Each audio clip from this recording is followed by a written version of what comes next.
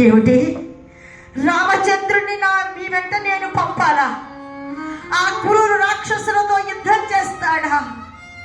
సరిగ్గా బాణమైనా పట్టుకోవడం రానటువంటి వాడు నా రామచంద్రుడు ఆ నిశాచరులతో యుద్ధం చేస్తాడా?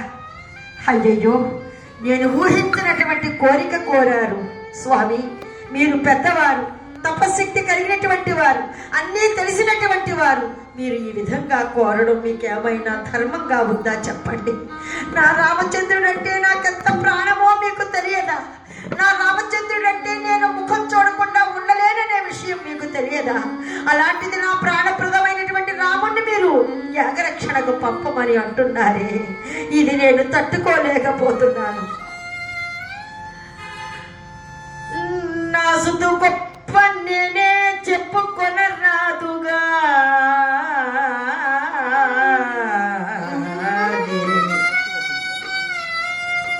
నా సుతు గొప్ప నేనే చెప్పుకొనరాదు గాని నిక్కముగ లోకమునందు రాముని ఎట్టి సర్వగుణ సంపూర్ణుడెందైన కలిగనే ఎన్నడే. నిగులగ్గుడవు దేవా, నీ వెరుంగనిదత్తే నేనంత వాడను నీకు తెల్ప.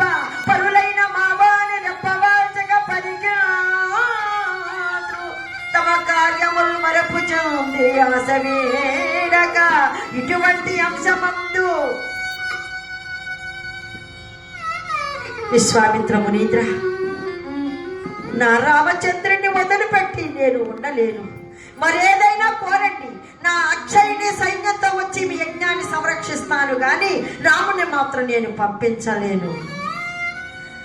రాముడు నాకు ప్రాణము, రాముడే నాకు రాజ్యము, రాముడే నా సర్వస్వము, రాముడే నాకు లోకము.